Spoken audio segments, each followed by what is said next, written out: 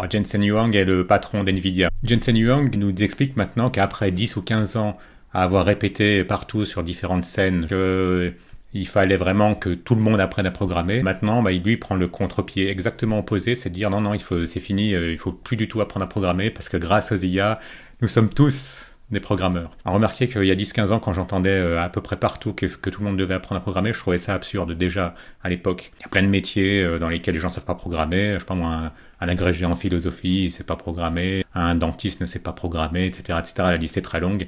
Et je vous cite des métiers où les gens gagnent ou au moins aussi bien leur vie que des programmeurs. Pour ça, avec ça, je suis d'accord avec lui. Mais maintenant, passer d'une absurdité à l'absurdité exactement opposée, ça mène nulle part.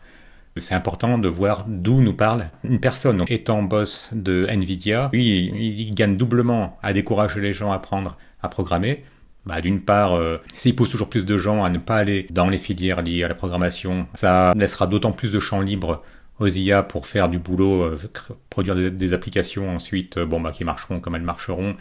Mais en tout cas, lui, c'est pas son problème. L'autre point assez douteux, c'est de considérer, alors ça c'était la deuxième partie de son argumentation, c'est qu'il fallait tous qu'on devienne des experts métiers. C'est plus la peine d'apprendre à programmer. Grâce aux IA, tout le monde est déjà devenu programmeur. Il faut devenir des experts métiers. Mais en fait, il n'en cite pas trop des nombres d'expertises et dans quel métier il faut être spécialiste. Il cite beaucoup la bioinformatique, donc c'est au croisement de la biologie et de l'informatique, tout ce qui est production en usine, et tout ce qui tourne autour de l'agronomie, agriculture, agronomie. Mais le problème, c'est qu'on voit bien que tout ce qu'il cite, c'est que des métiers très qualifiés. Alors qu'est-ce qu'on va faire de tout le reste de la pyramide ? Dans une pyramide, par définition, la base est extrêmement large. Ensuite, il y a des étages intermédiaires de plus en plus étroits, mais lui, il s'intéresse finalement qu'aux derniers étages de la pyramide. Alors on fait quoi de tous ces gens qui seront remplacés par les IA ? Vous allez voir que je paranoïe pas. Si on considère que nous, les programmeurs, on est menacés par les IA, mais alors imaginez le nombre de métiers au-dessous où les tâches sont beaucoup moins compliquées. Dans sa logique, tous les gens qui font des métiers en col blanc vont être remplacés bien avant nous. Vous savez, un comptable, il met des choses dans les bonnes cases, il fait des pourcentages, des additions, des soustractions, c'est pas bien compliqué. Donc c'est fini pour eux. Tous ceux qui font des métiers beaucoup moins compliqués et également plus ou moins abstraits, eux sont cuits aussi.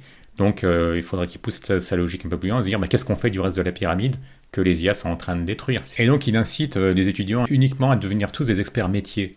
Mais il n'y a pas assez de boulot d'experts métiers. L'autre chose aussi qui est importante, c'est de toute façon quand on est développeur, quand on reste notamment dans le même domaine, on devient des experts métiers. Si vous enchaînez les missions dans la banque ou dans la logistique ou dans le e-commerce, eh bien normalement pour pouvoir programmer ce qu'on vous demande, il faut que vous compreniez toujours davantage le métier des gens pour lesquels vous faites ces applications-là. Donc ça, à la rigueur, on pourrait dire c'est son avis. Il a tout intérêt à décourager les gens d'apprendre la programmation. C'est même triplement intéressant pour lui. Il vend plus de cartes graphiques. Il enlève de la concurrence, puisque il y aura des gens qui pourront programmer plus les entreprises adopteront des IA, et donc plus les IA seront adoptées, plus on aura besoin d'acheter ces cartes graphiques. Mais on voit bien que c'est quand même compliqué de faire des applications qui font exactement ce que demande un client. C'est pour ça qu'après il y a des retours, soit il faut qu'on corrige des bugs, soit il faut que la fonctionnalité soit mieux implémentée. Donc, si vraiment les gens décidaient de ne plus du tout apprendre à programmer, eh bien, qui resterait pour améliorer les choses ? Vous imaginez quelqu'un qui passerait son temps à devoir affiner uniquement un coup de prompt une application qui serait très compliquée. Ça paraît pas très réaliste. À peu près dans la même logique que de dire écoutez, ça sert plus à rien que les enfants apprennent leur table de multiplication parce que de toute façon, il y a des calculatrices. Et pareillement ensuite pour des choses un peu plus élaborées. Donc évidemment, au quotidien, vous allez quand même utiliser votre outil, mais c'est quand même bien de savoir faire ce que ferait l'outil, peut-être moins bien que lui, mais au moins de comprendre un minimum ce que fait l'outil. Pareillement, l'entendre dire que vous n'avez plus besoin d'apprendre à programmer maintenant qu'il y a les IA, c'est un peu comme si on voyait le patron d'une grosse marque de surgelés qui dit maintenant qu'il y a des produits surgelés, vous n'avez plus besoin d'apprendre à cuisiner. C'est quand même un peu absurde.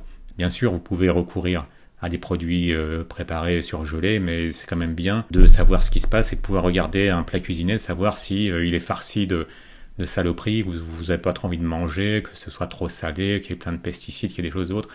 Donc même si c'est pas vous qui faites les choses complètement manuellement de A à Z, savoir comment les choses sont fabriquées, et les avoir fabriquées au moins une à X fois dans sa vie, ça rapporte quand même quelque chose. Et concernant les enfants qui ne devraient plus apprendre à programmer, mais même s'ils ne deviennent pas programmeurs, ensuite, il y a quand même des qualités que la programmation permet d'acquérir. Le fait déjà de couper un gros problème en plus petits problèmes, ça permet de passer à l'action quand vous avez par exemple, quel que soit le domaine ensuite. Il y a plein de domaines dans lesquels pouvoir découper un problème en plus petits problèmes et en étapes logiques, eh ben, ça vous servira même si vous n'êtes pas programmeur. En quoi est-ce que c'est constructif de dissuader des enfants d'apprendre à l'école à programmer, même s'ils se destinent à être autre chose plus tard. Et ce que je reproche aussi le plus, c'est pour des gens qui sont déjà investis dans la programmation, qui sont en train d'apprendre, soit en formation initiale, soit en reconversion. Ça, c'est le genre de choses qui peut entamer la motivation de quelqu'un.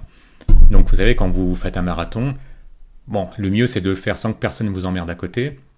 Mais s'il y a quelqu'un qui doit vous faire un bruit de fond à côté, il vaut mieux que ce soit quelqu'un qui vous encourage que quelqu'un qui vous dise « Ah, mais de toute façon, qu'est-ce que tu fais? À quoi ça sert de courir 40 km, mais quelle idée!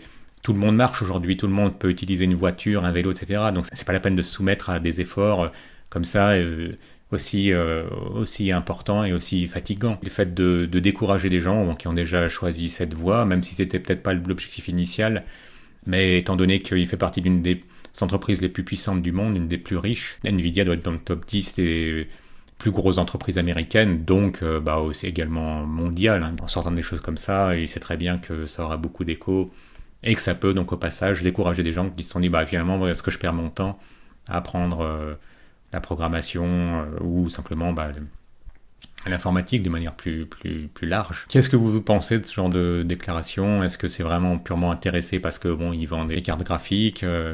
Est-ce que vous pensez que c'est bien de laisser complètement la bride sur le coup? Bon, c'est pas un cheval, une IA, mais bon, de se dire c'est pas grave, on fait aveuglément confiance à ce que va produire une IA. Peut-être que dans 5 ans, 10 ans, elle pourra produire une application complète, mais qu'il n'y aura plus aucun être humain qui sera capable, en tout cas très peu, de vérifier si ce qui est produit est cohérent, notamment quand il y aura des bugs qui se produiront, des bugs complexes. N'hésitez pas à laisser un commentaire.